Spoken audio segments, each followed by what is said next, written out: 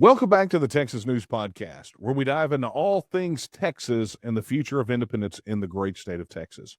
On today's show, I'm going to be interviewing Ryan S. Walters, and we're going to be talking about tariffs, that thing that everyone is talking about right now. And we've got some historical insights and some context. We talk about how it could potentially be a break with the post-World War II globalist economic regime. And we talk about what instructive information that Texas could get about these tariffs and this tariff war for the future of independence in Texas. So don't go anywhere.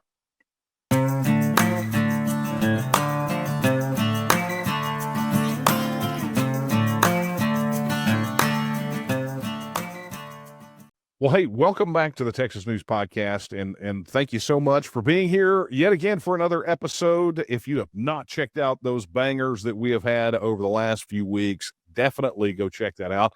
In fact, today we're going to talk a little bit about the previous episode of the Texas News Podcast, where we talk about the legislation that could implement transactional gold currency right here in Texas. So you don't have to go check it out before you listen to this one, but it could give you some really good motivation and help put this conversation in context. And of course, today we're going to be talking about tariffs. I'm going to be joined by Ryan S. Walters, who is a friend of ours. You may have seen the name either on social media or as a guest writer on the TNM News website, where he's written a couple of op-eds over there. But Ryan is a historian and he's an author. He's written a couple of different books that really inform today's discussion. He wrote The Last Jeffersonian, Grover Cleveland, and the Path to Restoring the Republic. And he wrote The Jazz Age President, Defending Warren G. Harding. He's going to be here to dissect the interplay of presidential leadership and economic policy. He's a Mississippi native, now based in North Texas, so he is right here at home and has been here for quite some time. And his insightful analysis has been on platforms that you may have seen on C-SPAN, Breitbart Radio. He blends rigorous scholarship with advocacy for decentralized governance. His recent commentary on the constitutional implications of executive trade powers and the cyclical nature of protectionism provides essential context for understanding today's tariff debates. Okay, Ryan, tariffs. I mean, that is the word on everyone's lips right now. That's the big topic. I mean, everything else kind of went out the door, didn't it? I mean, when he did what he did the other day, the president imposing retaliatory tariffs, boy, that's the only thing anybody's talked about for days. And I suspect it's going to be that way for quite some time until something else happens to change the narrative. But that seems to be on everybody's mind. And it's an important topic, a historical topic. It's interesting when I'm, teaching my classes and you're talking about the late 19th, early 20th century, and we're talking about tariffs a lot. And for many years, that doesn't really mean anything to any students because it wasn't part of the public discourse. So it's a good time to be teaching these kind of things because now you see why we're learning all these things that happened all these years, because look at what's in the news now. And I'm glad it's in the news. It's needed to be in the news for many years, decades, really. Yeah, true. And, you're an author of a couple of books about two different presidents, Warren Harding on one hand and Grover Cleveland on the other, that had what appear to be pretty strong differences over the issue of economic protectionism or economic nationalism, two different approaches. Can you break that down for us a bit? Yeah, Grover Cleveland was more of a Jeffersonian, or he was a Jeffersonian Democrat, a throwback to Jefferson, and believed in a freer trade system. Now, I don't think I would call him a free trader like we think about today, a global free trader. I mean, people that practice free trade or believe in free trade today, they don't want any tariffs. They want it to be zero. Cleveland in his day did support some tariff, particularly for revenue. People need to remember that until the permanent income tax in 1913, we raised federal revenue from tariffs and excise taxes. So there was always a revenue tariff in place of 20 or 25%, something like that. If we impose that today across the board, people would scream protectionism. But in the 19th century, that was seen as just a revenue level tariff. And of course, we would put higher tariffs on other goods depending on what we needed.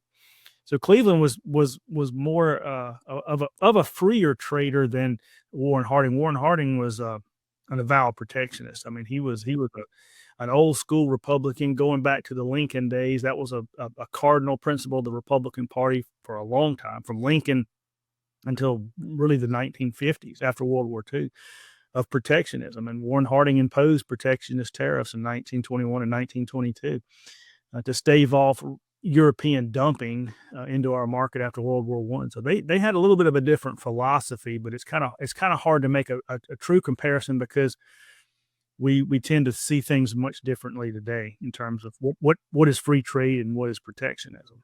Yeah, I mean, we're definitely dealing with, this post-World War II globalist sort of trade regime that we've had for, over 5, 6, 7 decades now. So let me ask you this, because, I've been watching you on X and social media, drop a comment here and there. And since tariffs are everywhere, I did right before we hopped on, I just did a straight scroll through the social media feeds, right? Just to kind of see where the sentiment was. And I don't know if you've observed this or not. I definitely got this distinct impression is that probably about 95 to 98% of the people that are losing their minds either way on this tariff issue have absolutely no idea what a tariff is. So, if you wouldn't mind, put on your professorial hat and treat the listeners out there like they were one of your students. How would you explain this to them? Well, a tariff is a tax on imports. And they have been used throughout since the beginning of time, just about since we've had nation states. And that was the way, as I said earlier, that was the way we raised our revenue. There was no concept in the early days of an income tax on people or take people's part of their income away. We raised all of our funds through tariffs and excise taxes. Before the Civil War, probably 90% of our revenue came via the tariff, which I find interesting. People lose their minds, just like you said, particularly on the free trade side. The first thing they jump on is it's going to raise the price of our goods. Everything's fixing to be more expensive if we put a tariff. Inflation's going up, price inflation's going up, and things like that. And I always try to counter that by saying, well, look at the entire history of the 19th century, where we used tariffs very effectively, particularly from 1860 to 1913. Our tariffs were very, very high. We're talking about 40 to 50% or 55% range. We're talking about very high tariffs, very protectionist. And yet we didn't have any price inflation. Look at the consumer price index. It doesn't jump during the late 19th century. And people will ask me, well, why is that the case? Why did it not do that? Why do we have inflation now? The Federal Reserve. That's what we have that prints money with no backing of gold or anything and just puts it out there. And look at what's happened since 1913 with the value of the dollar. Yeah. We've gone to a much freer trade system, yet our dollar's been destroyed. Look at the prices that we pay now for things. Didn't have anything to do with tariffs. We had tariffs again all the way through the 19th century. You don't see a big jump in prices at all because we dominated the world. Think about this: we went from a second or third rate economic power before 1860. I mean, we weren't really thought of as any type of an economic power. By 1900, we led the world in manufacturing and agriculture and mining and everything. We were an economic superpower. We did that behind a tariff wall. And the only thing free traders can say about it is, well, our economy grew so great despite the tariffs.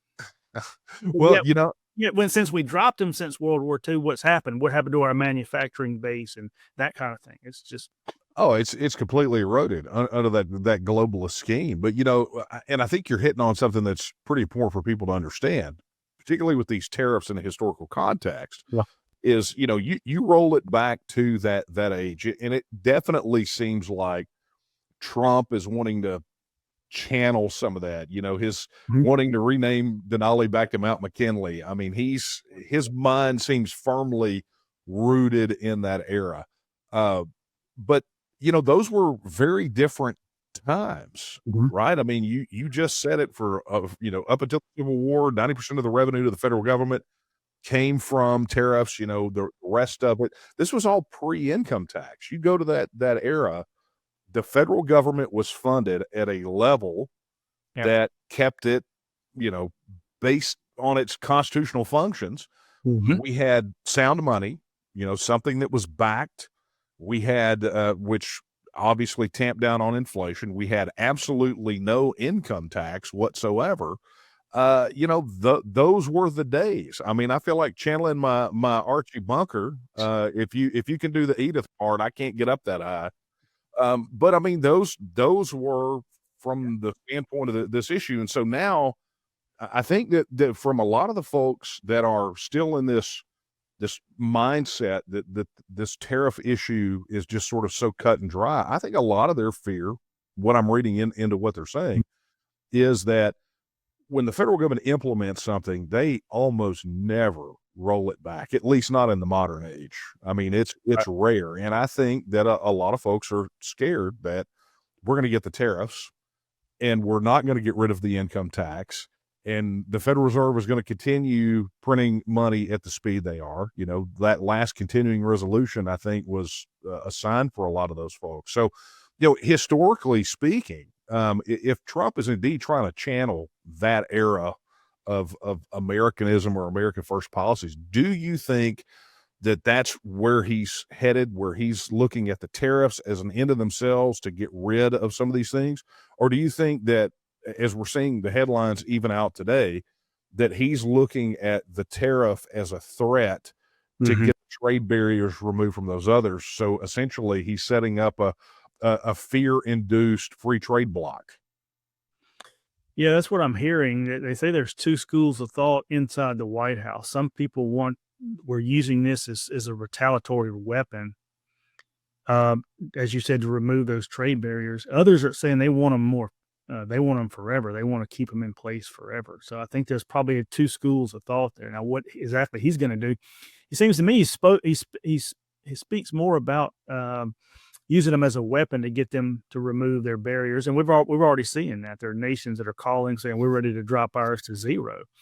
And people that have they try to tout Milton Friedman or Adam Smith. If you read Wealth of Nations, Adam Smith talked about exceptions to free trade. There are times when you have to use import restrictions or tariffs. And one of the reasons that he cites is when other nations won't lower their barriers. There's no other way. You can't go sweet talk somebody into dropping your 46% tariff against us, please. No, what you have to do is say, well, we're going to shut off your access to our $28 trillion economy. See, that's where we have the advantage. We have a big market, a $28 trillion economy. They need access to our market. We don't really need access to Vietnam, except for what? So they can make a pair of sneakers for $2 and sell them for $200. I mean, that's the advantage there. Right. So he's already making headway, and I think that's a good thing. And we'll just have to see what happens.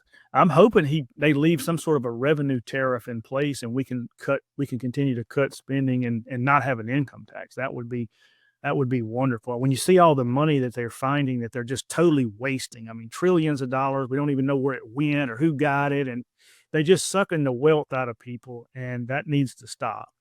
That's what I'm hoping and praying for. We'll see what happens. Well, I got to tell you, forcing the European Union to the table to say, hey, we'll go 0% with you. I mean, that's pretty huge in and of itself. I mean, one of the leading arguments in favor of Brexit was the European Union's notorious economic protectionism. I mean, it was absolutely hideous. And look, I'm not going to turn this into just a scouring rebuke of the European Union. Although, trust me, if I did, it would be a 3-hour podcast and you would be bored to tears. But the concern, I think, for a lot of folks really revolves around that incrementalism, right? Yeah. We have to remember we're 12 weeks into Trump's term, and frankly, I'll be honest with you, Ryan, where a lot of people that I've spoken with are on this issue is they really don't care about what Trump's specific policies are. I mean, they think a tariff is an actor from the old days named Omar Tariff. I mean, that's kind of where they are in their knowledge for tariffs. They could not possibly care less.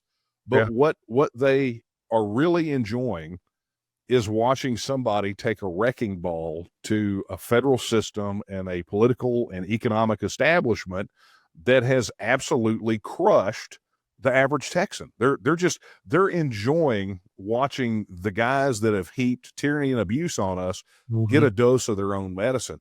Yeah. And I'm not entirely sure that may be Trump's greatest accomplishment. Very well. I think that could very well be it. He certainly, as you say, he's taking a wrecking ball to it. That's why they're reacting like they are, particularly the political left. I mean, you used the word several times already, globalist. That's exactly what they are. And free trade is a globalist system. Even Karl Marx believed in uh, absolute free trade because it would erode and destroy national borders. That was exactly why he wanted to implement a global free trade system. Uh, I don't know why people want to side with that, but they usually cite something along the lines of uh, uh, free. It's going to make things more expensive. So to them, getting a shirt for $2 cheaper at the mall is a whole lot preferential than worrying about our manufacturing base. I don't see it that way. I want to buy American. I want to buy from people here in Texas. I don't want to. I don't want to buy from overseas sources. And if I could pay a little bit more for it, fine. If I'm supporting an American worker, a Texas worker, and the money stays here, it doesn't go overseas. It stays right here. And if I don't have an income tax, yeah, give me that system any day. I'll take it.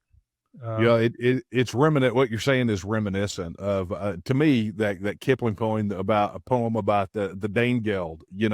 That $2 that they save on that shirt that you mentioned is like paying the Danegeld.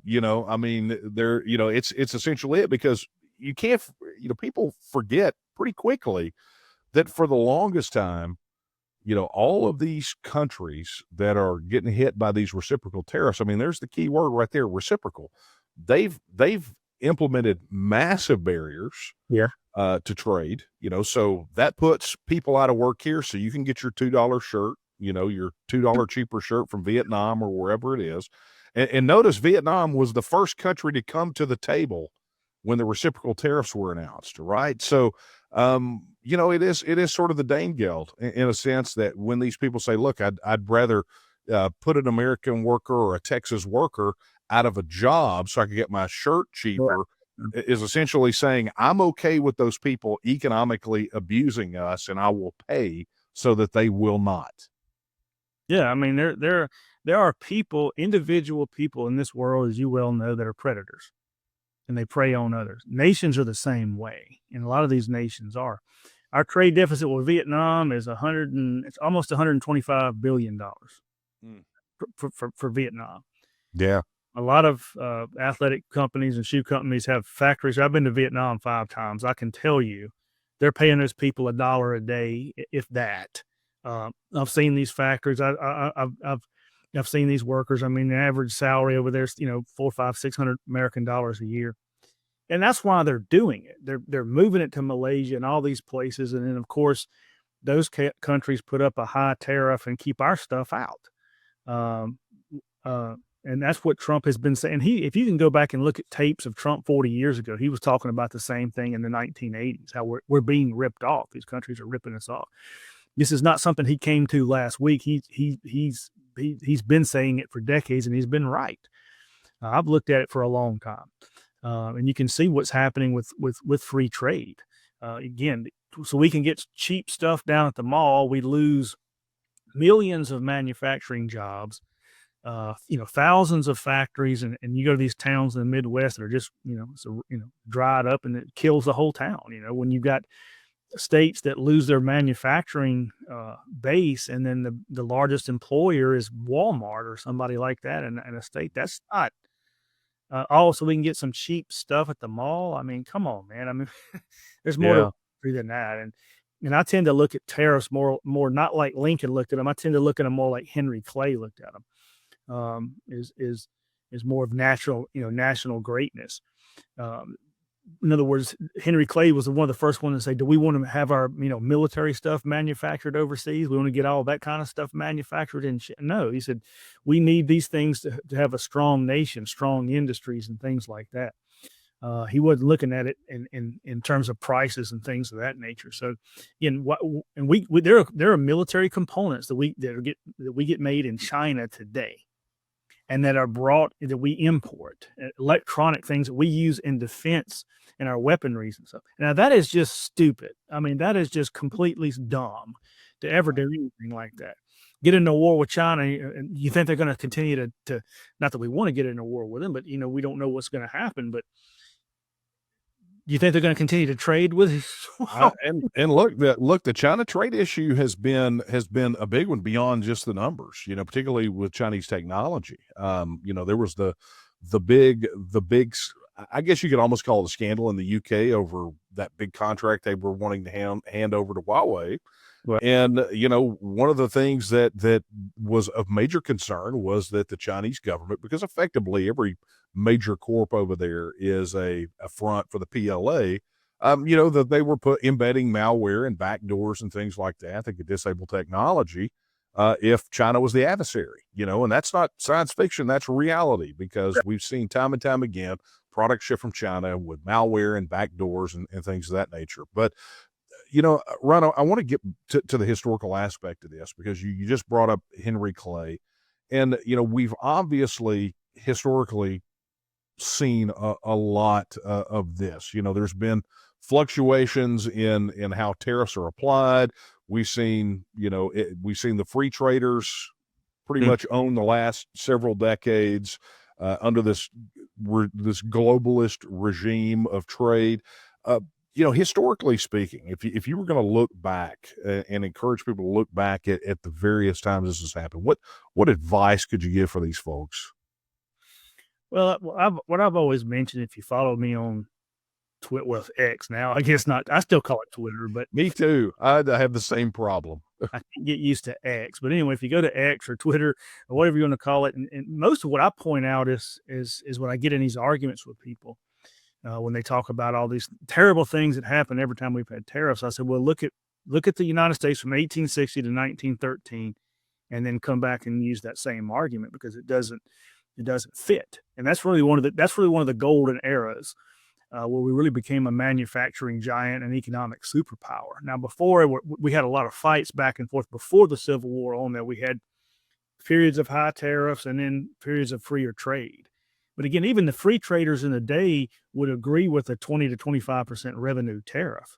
And again, some people would say, well, okay, we need to protect this industry or that industry. And free traders would say things like, well, we don't want the government picking and choosing which industries to protect. And I understand that argument, but a lot of it, again, do we want to lose our steel industry or anything like that?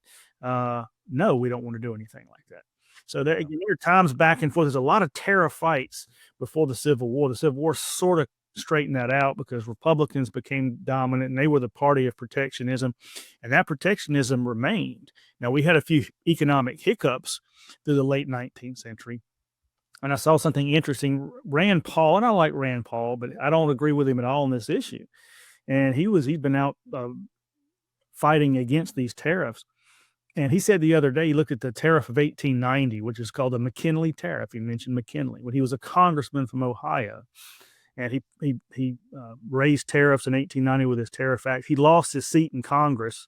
The Republicans lost control of the House. And Rand Paul was trying to use that.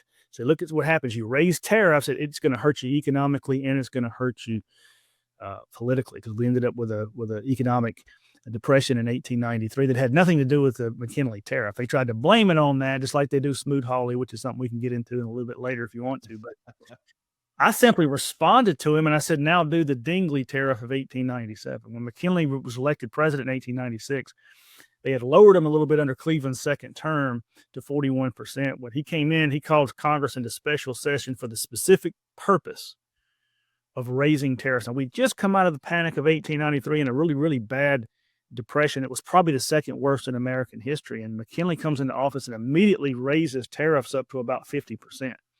McKinley's philosophy was he wanted tariffs to be so high that it actually kept foreign goods out of the market totally, not just put high tariff on them, but they were so high they just couldn't pay it. The consumer's not paying it. That's another myth. It's the ones that's shipping it in are the ones that are getting charged and having to pay it. And people say, well, they'll raise their prices to meet it. Not if they want to keep their market share. If they get a certain share of the market, they can't put them up too high. You think these shoe companies are going to go price their sneakers more than $200? They're selling them for $200. Well, they're going to make them $300. Who's going to buy them at that price? Most of the time, they just have to eat it. And so McKinley put that high tariff in 1897, and we get a boom in the late 1890s. And the economy was really red hot. So that's why I always try to counter people who say these things and say, well, look at this tariff. Look at this tariff. Why you're saying tariffs do this or that? I can show you in the history that that's not the case. There's other factors. What causes downturns more than anything is monetary policy and stupid Fed policy and bank policy. That's caused more problems than anything. They just like to blame tariffs. So you'll get afraid and oppose them. Yeah, anyone who's shocked at the economy doing weird things obviously didn't survive through 2007 or, go back not even 20 years. I mean, there have been massive ups and downs because of the federal government just being absolute knuckleheads about the economy. Yeah. But I want to ask you this because we've talked a little bit about the rates, and Trump's tariff is targeting about 60 different nations. I think the top is somewhere around 54%. Some of the, I guess as of the recording, apparently, maybe tomorrow as we're recording this, China's about to eat another 30 to 50% penalty for deciding to retaliate themselves. But do you think that this is where Trump is with this? Do you think he's pulling pages out of Harding's America First playbook? You think that's what this is? I hope so. I need to send him a copy of my book so he can read it about Harding. And one of the things they'll say about and I've seen these memes on Twitter and all this, and you've probably seen them all over social media. People put up these stupid memes, and they say every time we raised tariff, we had a depression, and tariff of abominations and Smoot-Hawley and that kind of thing. When Harding came into office, we were in a very, very steep recession. It was really bad. It's actually called the Forgotten Depression in American history. 15.5% inflation, 12 to 19% unemployment. After coming out of World War I, the adjustment. They immediately raised tariffs in 1921 and 1922 with the Emergency Tariff Act and Ford and McCumber in 1922. So I always ask people that question. I say, if tariffs cause depressions, then explain the Roaring '20s. We've never seen economic growth like we did in the 1920s ever. We didn't even get close to what happened with the economy. And we had very high tariffs the entire decade. Did not cause the Great Depression. That was the Federal Reserve. So I hope Trump is taking a page out of it. From what I'm hearing from the White House, you probably heard these reports too. Trump is in a I don't care mood. I'm going to do what I think is right and ignore all this. And I think that's perfect. That's exactly what I want to hear. Don't listen to the media. Don't listen to these people. Yeah, are things going to be a little bit bumpy? Yeah, they're going to be a little bit bumpy. Look at the way we've behaved financially for the last few decades. We got $36 trillion in debt. We've been very fiscally irresponsible. The stock market's coming down, I think, because it's overblown. Yeah. That Democrats always goose everything and pump it up while they're in power. And of course they lose. The Republicans come in and it starts to settle back down. It's a correction. And I think that's what we're seeing now. You just got to hold on. You can't implement a policy and then 2 days later undo it because things didn't go well. I mean, stick with it. Reagan the same way. He instituted new policies. What happened? Things didn't look good the first couple of years in Reagan's first term. It looked bad for him, but what happened? Boom! And all of a sudden it caught up. Same thing in the 1920s. And once it started going, it went straight up. Right. And that's open happen. That's what he's saying. He believes will happen. I think the same thing is going to happen. I'm open and praying for it, that it does happen. Just stick with the program. I mean, this is something that has been needing to be done. I mean, these nations put very high rates and in some cases don't even let us trade at all. We just open our markets and let them feed, and their entire growth, like China, Vietnam, and others, their growth is owed to access to our markets. That's why they're so quick. And China probably won't ever do it. We'll have to fight them economically. But Vietnam, Malaysia, all these countries that are calling immediately picked up the phone and say, "Hey, we'll drop their tariffs." Why did they do that? Because they need access to our market. That's why. And so they're going to give them access to ours. So, yeah, would it increase? It'll actually increase free. It should increase free trade down the line. I think we're signing an agreement with Argentina for free trade agreement. So, I'm excited about it. This is something I've been trying to get done since the first time I backed Pat Buchanan in 1992. So I've been waiting a while. I was going to say that, I think maybe Trump is channeling more Pat Buchanan than Harding, I mean, because all of this feels very familiar. And that anyone who's read Buchanan's Suicide of a Superpower or, any of those, I mean, when he was campaigning for president, this is what he talked about. He was made. It's one of the reasons, and I'm doing this for the benefit of those folks out there that are watching or listening that did not get a chance to experience the Buchanan Brigade. Pat Buchanan was the first time in I guess in my memory that you could see a coalition of working class Democrats and sort of blue collar Republicans. I mean, he united. That speech that he gave in Houston was absolutely electric. And he sounded on economic policy very similar to what Trump was talking about during his campaign. I'll tell you this. Some of you who have heard me talk about my history before, Pat Buchanan was the first Republican vote that my dad cast since Eisenhower. so I mean, he was, Pat Buchanan sold him. He was a yellow dog Democrat, which is common here in Texas, but that was the first time, and it was the last time that he ever voted for a Democrat. So, Ron, let's talk about this. So, you used a term that I have seen thrown around an awful lot on social media. Yet again, my sense is 95 to 98% of people that are using it have no idea what it is. Let's talk about Smoot-Hawley. Oh, Smoot-Hawley. Yeah, I've seen their pictures posted prominently on social media, and these two guys brought the Great Depression, wrecked it, and that kind of thing, and just totally a complete myth of history. Again, they want to blame things on tariffs, and so they'll jump on Smoot-Hawley. Let's while just forgetting we had a Federal Reserve whose policy was completely ridiculous in 1929. I mean, read Milton Friedman. Milton Friedman will tell you exactly what caused the Great Depression. That was the Federal Reserve withdrawing a third of money out of circulation in 4 years. Think about that. A third of the currency was taken out of circulation from 1929 to 1933. Certainly, it couldn't have been anything to do with that. It had to be tariff at a time when trade was only 3% of our gross domestic product. Only 3% was world trade. Smoot-Hawley had very high rates, about 55%, which were high, but 2/3 of goods still came into the market duty-free as a free list on every trade bill.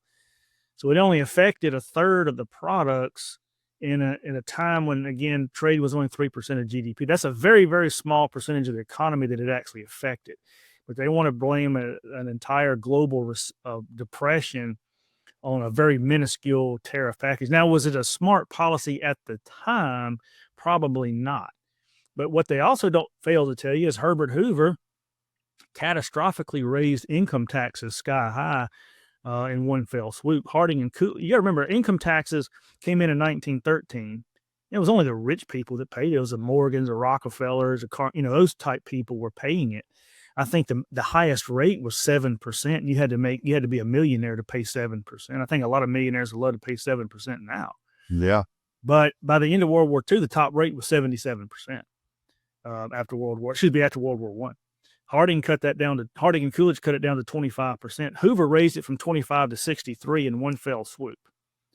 And spent a lot more money, doubled spending, and we didn't have a balanced budget. I mean, consider this: in the 1920s, we ran a budget surplus every year and paid off a third of the national debt under Harding and Coolidge's plan of cutting income taxes, regulations, and raising tariffs and cutting immigration. That's what we ended up with in the Roaring '20s. And look at the 30s. I mean, Hoover came in. Hoover was not like Harding and Coolidge. He was a progressive Republican, and he tried to engineer things. And we spent a lot of money, raised taxes, and did all these things. And of course, the Fed was doing something that was completely out of their control, which is withdrawing the money. And then, of course, then you get FDR, and he really goes nuts with spending and taxes and that kind of thing. So you've got a third of the money out of circulation, and the government is taking a large percentage of what's left. That's why Milton Friedman calls it the Great Contraction, because the economy was contracting because of the policies of the Fed and the rest of the federal government. It didn't have anything to do with tariffs at all. That's another myth. Again, if Smoot-Hawley caused the Great Depression, I mean, the stock market crashed in October of '29. Smoot-Hawley came in June of 1930. Now, how did that retroactively crash it? Yeah. But again, look at some of the other times. Dingley tariff, the Ford v. McCumber, 1922. They were done at times when the economy was not humming along, and the economy did not crash. We didn't have price inflation. Wages for the average worker in the 1920s went up by a third. When have real wages risen in this country? Really, we really haven't seen that. They barely keep pace with inflation, if they do at all, since we've been in free trade and getting rid of hollowing out our manufacturing. Look at the wages for working people. Oh, yeah. They don't rise like they do in the good old days when we had a gold-backed currency and we used protective tariffs to safeguard our industry. So all you have to do is look at things historically, and there's a whole lot of questions that come up. And when you're duking it out with these free traders, I want to ask them, why are you supporting globalism? Because that's what that is.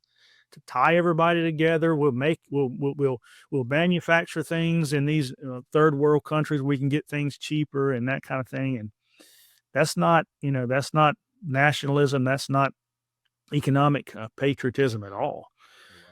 Right. Pat Buchanan used to say, "What are we doing to our own people?" That's who we ought to be looking out for, our own people, and not worrying about what some worker in Vietnam's doing for $1 a day. Well, speaking of that, and I know we got a limited amount of time left. I want to speak about our people. I want to talk about Texas and Texas independence, and I want to cover really a couple of things. Do you think, in your opinion, will this current tariff issue ultimately impact Texas' path toward independence? Well, it could. I think it certainly could. Because they can help or hinder. That's a real good question. It's a tough question. Yeah.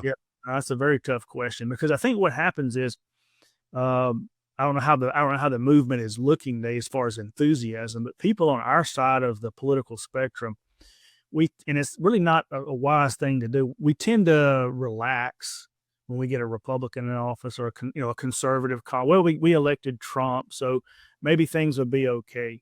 But I think what Trump is pointing out here is just how bad the system is, how rotten it is, how corrupt it is, how much theft was going on. I mean, if you still had to ask me today, would you still support Texas and Texas? And absolutely, 100%. We would be so much better off on our own, running our own affairs, without the influence of Washington, without the influence of New England, without the influence of California.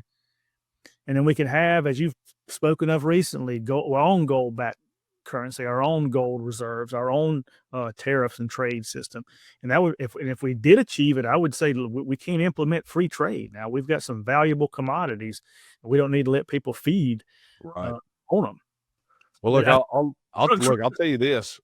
This will make you feel better, Ryan, in that the enthusiasm hasn't waned. And there's always those people out there who do not understand the root of this issue. They always predict a Trump slump.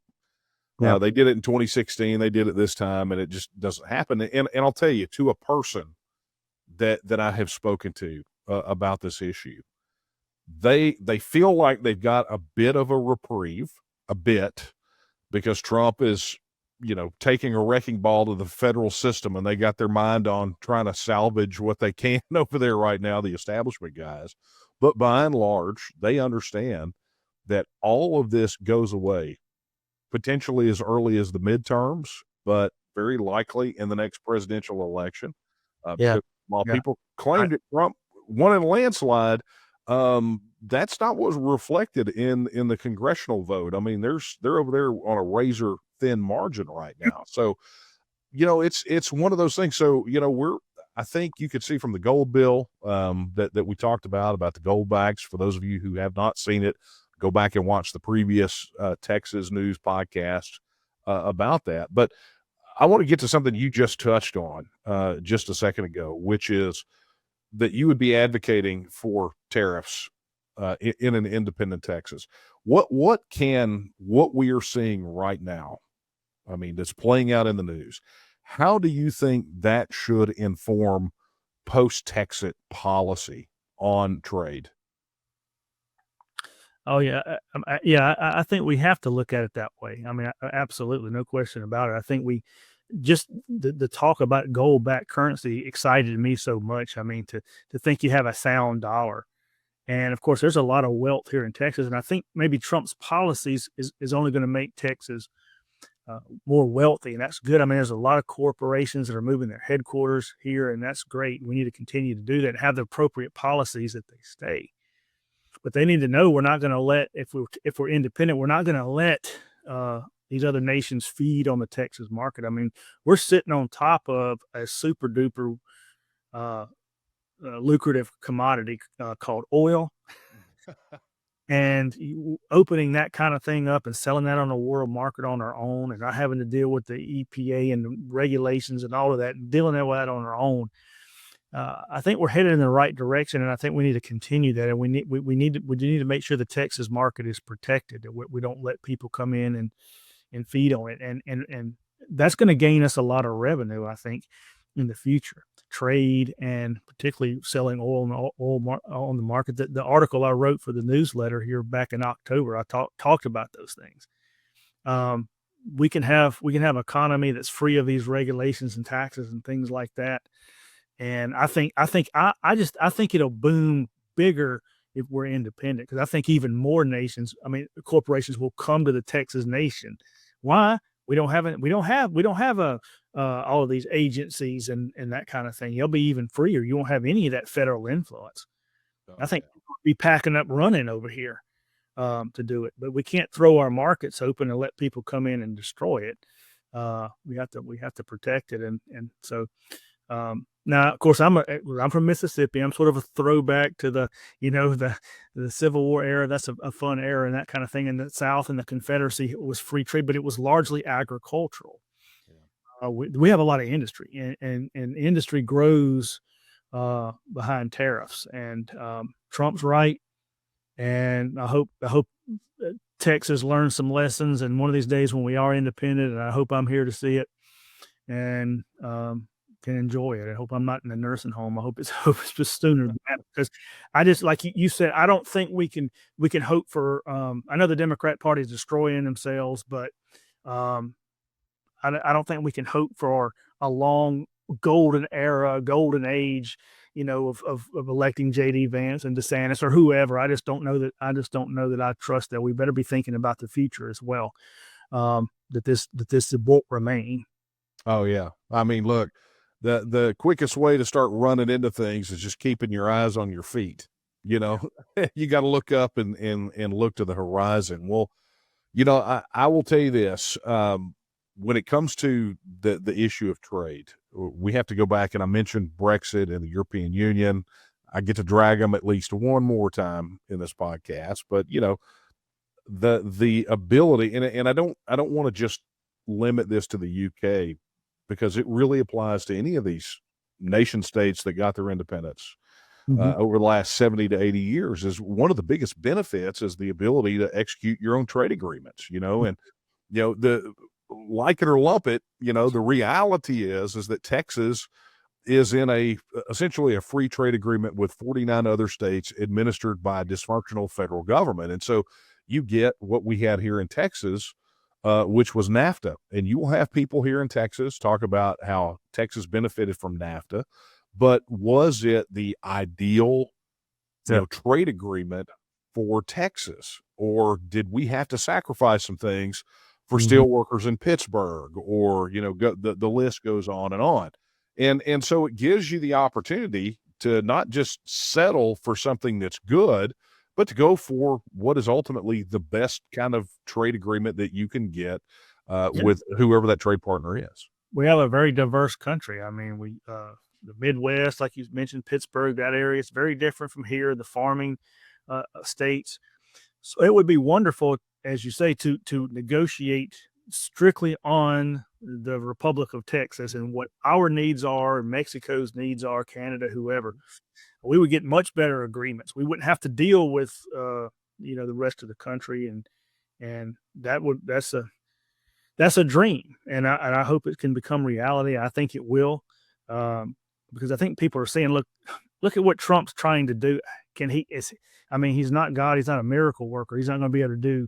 He's going to do what he can, but I think you're seeing a very entrenched system that's not going to be very interested in ultimately uh, giving it up. And I Oh, think yeah. the future, yeah, independence. I mean, look, I full well believe in secession and that kind of thing. It's another topic for another time, but um, I mean, I believe in self determination of peoples, and I think people have the right to make their own determination, their own determination for what they believe is the best thing for them, and uh, and I'm all for it. That's all. I wish Trump the best. I hope he straightens all this out. We'll have to see. Um, I have a lot of confidence in it. We'll just have to see how it affects things, because these globalists are. I think they're reeling. I think you're probably seeing that too. They're back on their heels a little bit because it's not working out the way they thought. This new world order is crashing. I mean, they're populist uprisings around the world, and I think that's got them thrown for a loop. But don't think they're going to give it up at all. No, They're no, not. They're, no. They're bowed but yeah. unbroken, so to speak. And look, that's what I think people really need to take away from this. And at least in our conversation, if you take nothing away, take away that, look, this is right here and right now. History can only teach us so much about the context of where we are, but where we are is the right here and right now. And if you're not looking toward the future, then you're definitely. I mean, it's like how did my mama used to put it? Well, you can crap and fall back in it, and that's exactly what happens. I mean, we can, as Americans, we tend to look at the next year, the next 2 years, the next election cycle. And we don't need to do that. We need to look 30 years down the road. What's gonna be the result in 25 or 30 years? I mean, think about your children, your grandchildren, great grandchildren. What world are they going to live in? And Yeah. so we need to look. We need to look far and see that the trend is really not on our side. Yeah, I think we're doing well now, but ultimately, how is this going to trend out? I mean, we need to keep all of our options open.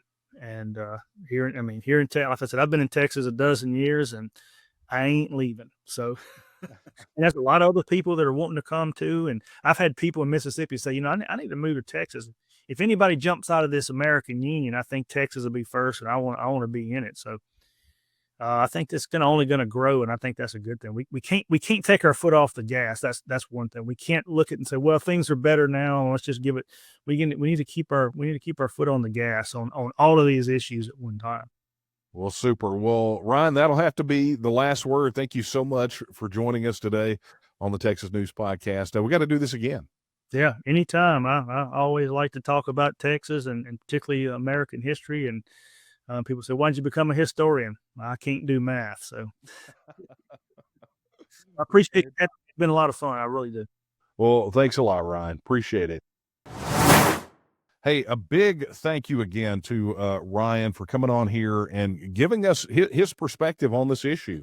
I understand that there are people out there that are probably not going to be particularly happy that we had someone on that is talking in a positive nature about tariffs. But, if you look at the history, and particularly some of the things that Ryan talked about in relation to the post-World War II free trade regime, essentially being, part of the globalist worldview, I think it should, at a minimum, give you an opportunity to take some pause and say, maybe, just maybe, There's more to this issue than what I'm seeing in memes and, 30-second news bites or sound bites on 24-hour news networks. This is not an easy issue.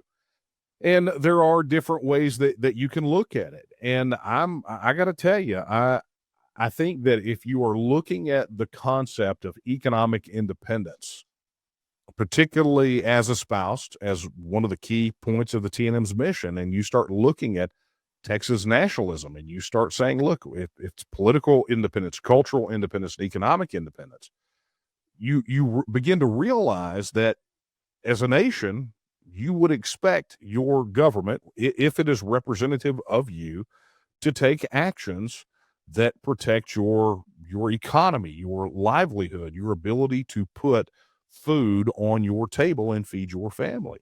That is sort of the nature of it, because if not, if you're going to let China and Vietnam and all these other countries run roughshod over you, then really what have you got? And I think Ryan makes a compelling case that we are facing these major threats of potential hyperinflation, overwhelming debt, and a crushing federal income tax. And something has to be done. And I don't know that what's happening on the federal level is it, but I'm not looking for that, because we know the federal system is not fixable in the long run, right? We understand that the federal system is fundamentally broken, right? And so nothing that's happening now will be long lasting. May give some temporary relief, may give some temporary pain, who knows, right?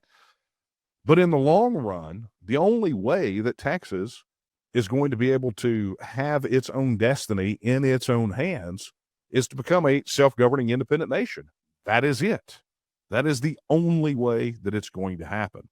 So that being said, look at today's interview, the discussion that we had with Ryan. Look at it through that lens, and ask yourself, what direction do we want for Texas? Where do we want Texas to go? What do we want Texas to be? And understand that part of that equation, that thing that you have to figure out, is your economy. Do you want to be politically, culturally, and economically independent, or do you want to have your future ultimately dictated, yet again, by people that are not Texans? Interesting discussion. A quick reminder, the podcast is available wherever you can find it, right? Apple, you can get it on Spotify podcasts, but also on YouTube. And today marks the announcement where we get to launch. I get to announce that we have launched channel memberships on our YouTube channel. I would encourage you to go over there and look at all the different perks. But if you want to help support the work that we're doing right here to get more guests like Ryan Walters and to get more information and produce more video content, then execute a channel membership today. I mean, it's like $2.99. And so that definitely goes to help support the efforts of the Texas nationalist movement, not just for videos like this and, educational content, but it also goes to help us connect with more Texans so that we can make Texas happen faster. You want to push that pedal to the metal, then this is one way that you can do it. And of course, we're offering all sorts of exclusives for our YouTube channel members. And I can already hear people saying, what about Rumble? Something's coming in relation to Rumble. Can't talk about it yet, but today I'm announcing the YouTube channel memberships. Lots of perks. As a matter of fact, if you have not seen the video for the Texas Blueprint, which was a seminar that was held in Greenville last year, that details day-long seminar dealing with the key stages of the Texas process. Nice little deep dives as best as we could get in a full day. But those videos are available right now to YouTube channel members. So go become a YouTube channel member and get that. Those are there. And we got tons of other content that are coming exclusively for members of our YouTube channel. That said, I do also want to remind you that if you have questions or you have topics that you would like to see us cover, don't hesitate to reach out. You can always send an email over to texasnews at thetnm.org, and we will drop it in the hopper and try to get it done. And we've got a lot of great ones on the horizon coming up. So don't neglect turning on your notifications wherever you listen or watch this. And additionally, be sure to share this with your friends. Super, super important that you do so. If you'd like more information on the Texas nationalist movement, head over to tnm.me. That's tnm.me. And let that be your jump off point to your engagement path and process to help us achieve Texas becoming a self-governing independent nation. And with that, I will leave you with the words that I leave you with every time we're together. The words of Sam Houston when he said that Texas will again lift its head and stand among the nations. I believe that time is now, and the question is, will you stand with her?